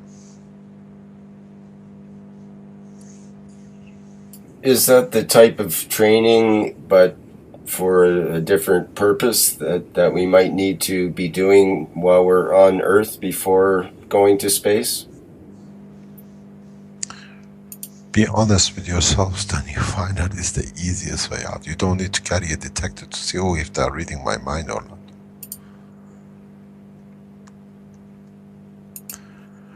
The problem, which in time it'll take for the human race to change, is not having fear of receiving emotion, even though you cannot replicate it or you cannot answer it. A lot of people put a lot of facade, do a lot of wrong things just because they cannot show their emotion. And that carries through their body. The way they walk, the way they stand, even the way they position their breast in respect to talking. The way a woman, you can read this quite a lot, but you always look at the physicality. But if I teach you about the emotionality of the physicality, then you'll run. I've seen people fidgeting, moving their legs back to front, changing the position of the heel. And I sit there and I watch. And I tell them what it means, how you feel, how you emotionally attracted, in the way you put your legs next to each other, over each other, left to the right, tip down, tip up, the heel of the shoe. Then how you position your body in respect to the two legs. And your, what you call the breast, or your eyes, or your head. You got to understand, then you don't need physicality, you just see the emotional side, and you see how they feel. But then the physicality speaks.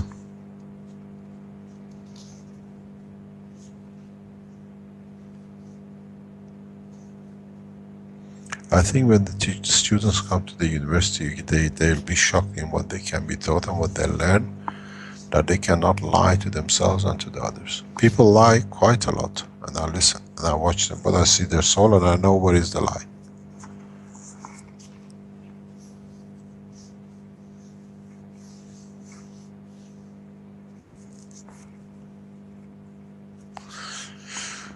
Any other question?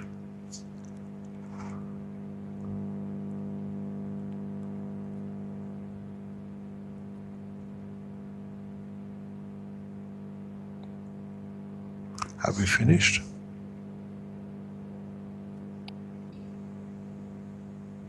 Body language has nothing to do with the emotional language. Emotion shows itself in the shape of body. Body has no language, because it has to carry the work of the emotional side of the body.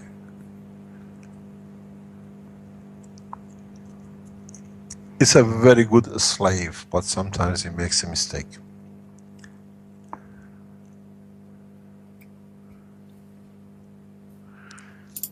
Anything else? We're running to 2 hours now. One quick question here. What about bottle feeding of a baby? Is it the same emotion transfer? Yes, the bottle is irrelevant. It's a close contact. You don't bottle feed a child standing half a meter away with the arm length. You hold the child. And the children are babies are very good receptors of emotion.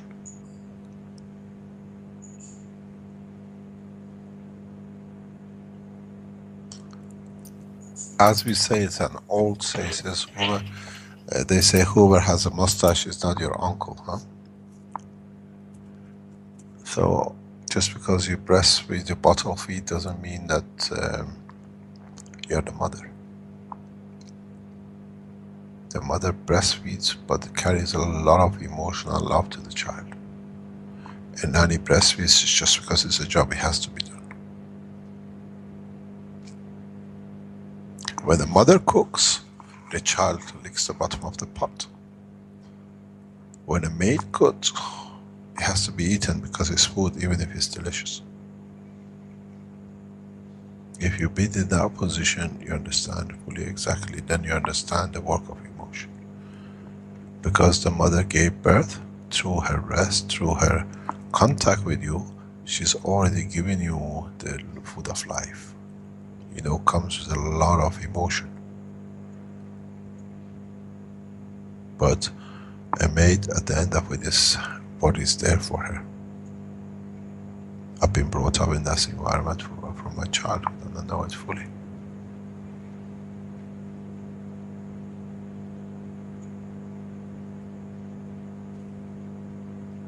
A burnt pot from the mother is 100 times more delicious than the most delicious food is made by a maid or by somebody who looks after.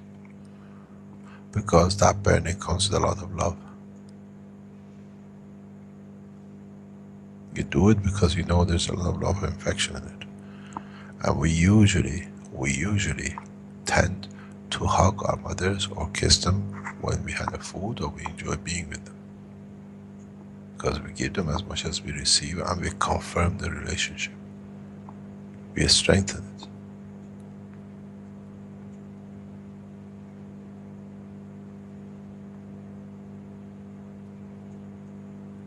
Any other question?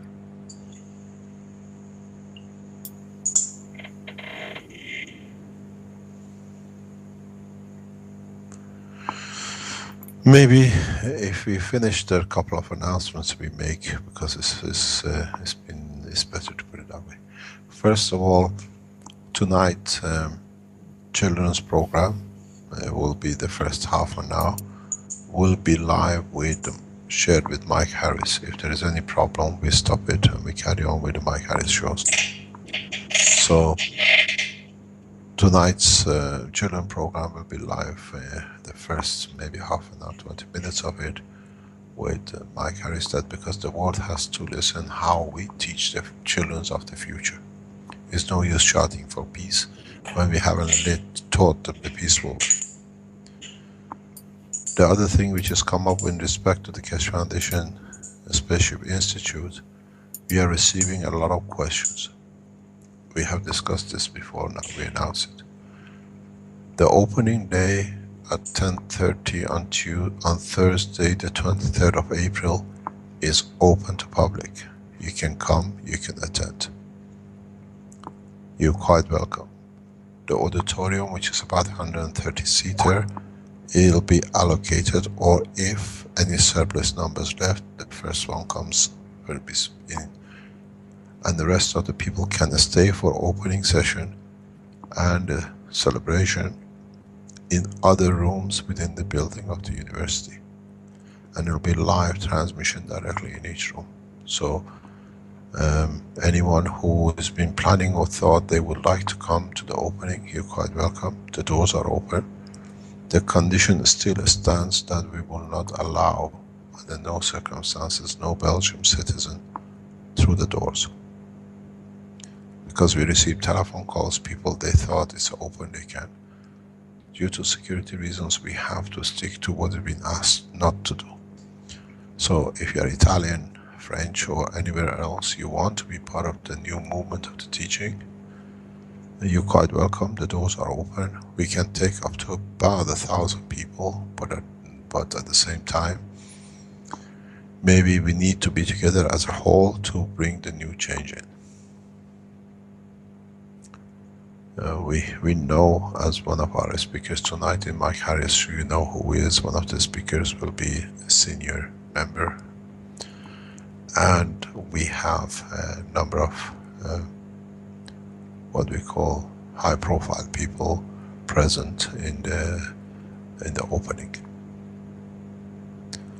So if you're planning to be in Trani in district of Bari.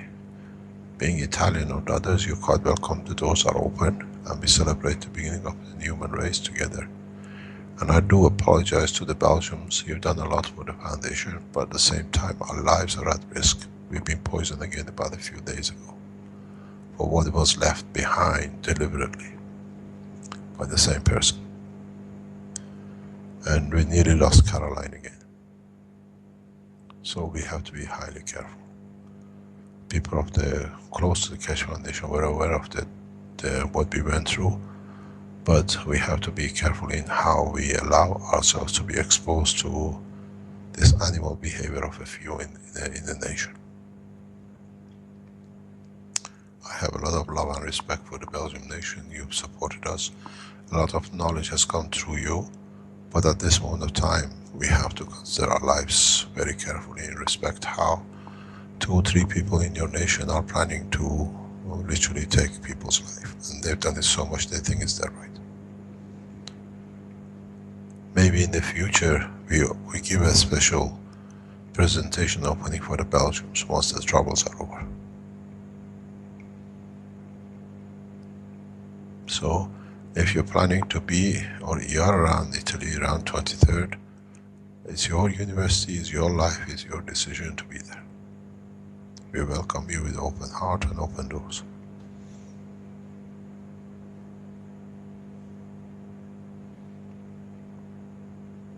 Any questions?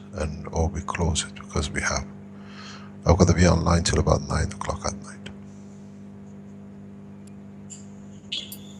I think that's good for now. So we have an hour break until the Spanish workshop. We have to finish the Spanish workshop about 10 minutes early tonight, that we are ready for the next session with Mike Harris. Right. There is sorry about that. There is an interview again tomorrow with Kerry Cassidy, which is booked. And so tomorrow at 1 o'clock Pacific time with the Camelot group. There is an interview set up live. Okay, we'll try to get the link out to people for that. Okay. Thank you. So we keep the live stream with the children and we carry on into Mike Harris' show, so we stay together still on the live. There is something I have to mention, that Tuesday 21st of April, the workshop will be one workshop, 2 hours, start between 3 and 5 o'clock Central European time. There won't be any health teaching, it'll be total teaching about the Institute. We introduced you what I call the management team of the Keshe Foundation, which has been put together some times ago, and they will be there, most of them except one, we hope, in Tirani with us. They're all making their ways to be there on that date. And we show a new structure in the life of the Keshe Foundation that day, because it's the right point to do. So you can attend the teaching, or what you call the workshop of the Tuesday 21st of April in Trani with us if you are around there, because it's the open door and we'll have it together. And at the same time, we start the 8 o'clock workshop on 23rd at 8 o'clock as normal, till about 10 o'clock, and then we join the celebration of the beginning of the university with Loom. So you'll be, the presentation will be live on the Skype and everything else as it has been. We will not break the tradition. But if you want to be part of it, you're quite welcome to come to both sessions.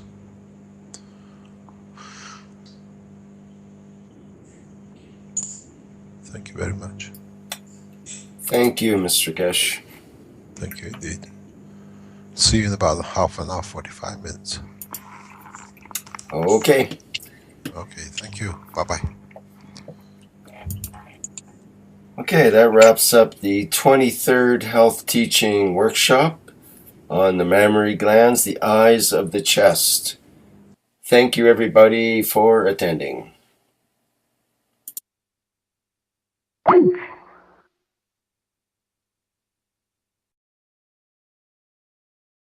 system, but actually it is so similar like a jellyfish. Also, the duct system, they have a different levels. And how you see, every lobe have on the shape of the reactor. And actually that is the small reactors, the small lobes, they're organized with the duct, and then all the ducts, they come up in the nipple. Actually, this is one combined system of the small reactors on the name of lobes, and they form our glandular mammary. Okay, then we go to the next slide. The next slide is representation of the ducts inside. How you see, we have a separation in sectors, and each sector have more less the personal organization. This is like a flower. This is like a organization like a leaf of one flower. So we have the duct system, and the end is alveoles. This is the same organization how in our lung. So the sector of the each alveole connect with the ductus and the common ductus, and all these lobes is covered of the connective tissue, and above the connective tissue we have the fat tissues. So like that we have our sectors inside of organization of our glands. Also we have our levels, more close to the nipples or more close to the muscle part of the glands. It is mean that here again we have a positioning of the reactors inside of the system. And again I say the shape of the reactor, it is written for you like a lobula. Okay, on the left side of the slide you see that the shape of the duct system is actually like a tree with branches and leaves.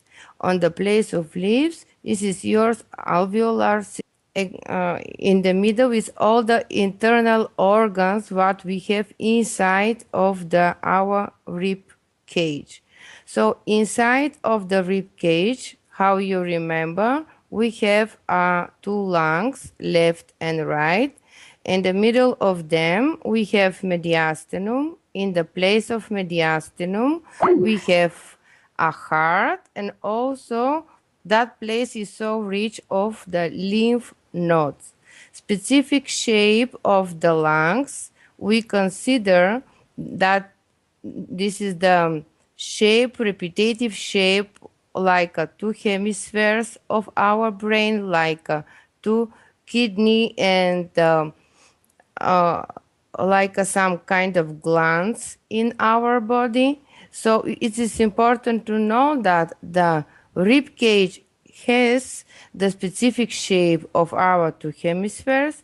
Also, our two lungs, they're in the same shape. In the middle, we have a heart. When we spoke about the different star formations in our body, we say that in the star formation in our chest area, heart represent actually the thalamus. This is the shortcut for our thalamus. So above the rib cage starts to organize the shape of our thoracic area with different muscles. Some of them, they're on the deep level. Some of them, they are more superficial. They connect different bones from the rib cage, also from the upper arms, and have one teeny muscle, which is actually behind the skin, which connect and move our glandular mammary.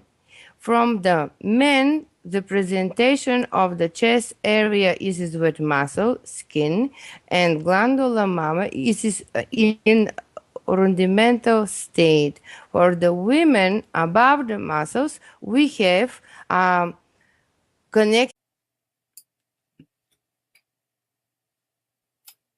Welcome everybody to the 23rd Health Teaching Workshop of the Keshe Foundation and Spaceship Institute.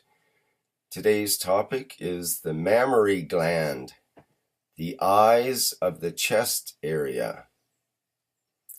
And with that very mysterious topic, we will be speaking, Dr. E.Kostova of the Keshe Foundation Spaceship Institute will be describing to us the anatomy of the mammary gland and its aspect as the eyes of the chest area. Okay, without further ado, let's move into the workshop. Dr. Kostova, are you there? Hello, Elia.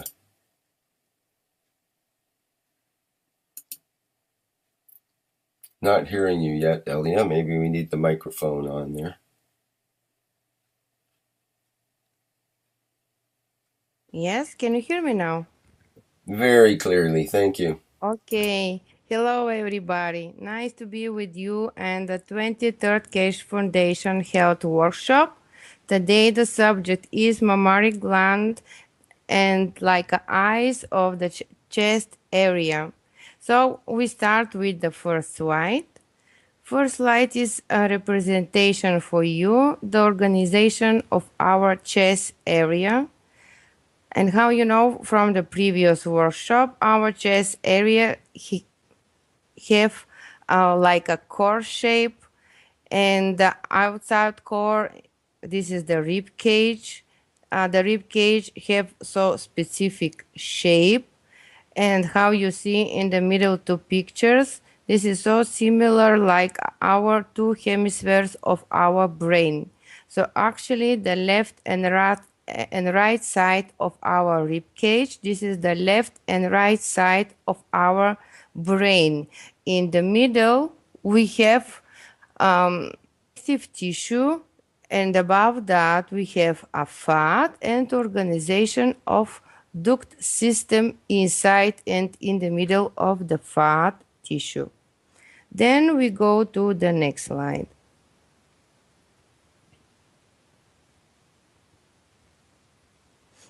The next slide is a representation of the specific shape of glandular mammary. How you see we have a difference between the men and women because the function of that gland is specific for genital. For the women, the function of the gland is for breastfeeding of the baby. For the men, this is only receptor point of our chest area. Organization of the gland starts from the muscle tissue. Above the muscle tissue, we have a fat. For the men, this is so small area around the nipples. From the women, this is the different part of the pectoral muscles. Inside of the fat area, we have the ductal tissue, represent with different kind of ducts. Also, we have a rich place with lymphatic nodes, and lymphatic system is also represented in that area. You see in the middle picture the specific organization of the artery and vein system, how they make specific net around the glandula. Also, in the same way goes the direction of the nerves. So actually the nerve system, the artery and vein system, they cover all the glandular mammary like a net. So actually the glandula is inside of the sac of the connection between the nerves, artery and veins and lymph vessels. Just remember that area is so rich with lymphatic nodes. Okay, then we go to the next slide. Next slide is a representation of different shape of glandula mammae. It is regarding the shape of our spine and how gravity goes through our spine. It is regarding also the strength of the muscle tissue in our thoracic area, especially the muscles pectoralis major and minor. They organize the movement of the glandula mammae and also the platysma. This is so tiny muscle above the skin. Organization from the women and men is more or less equal. Just from the men, it is not supposed to have a huge amount of the fat tissue inside of the thoracic area of the area of glandula mammae. Mostly they get the fat inside of that area regarding the obesity or some kind of endocrine disorders. So, organization of the glandula mammae in space is regarding not only the organization of tissue inside of glands, but of our spine and the symmetry of our skeleton. Okay, then we go to the next slide. The next slide is visible for you what is the inner structure of the glandula mammae. Actually, this is the combination of the duct system, and it is so similar to structure of our lungs. On the left side, you see this is the compilation of alveoles, and then that alveoles, they are organized in ducts, and the small ducts, they organized in the common duct, and they go to the nipple area. Actually, all the duct structure is so similar like a jellyfish. You are able to see on the right side of the slide. This is the ductal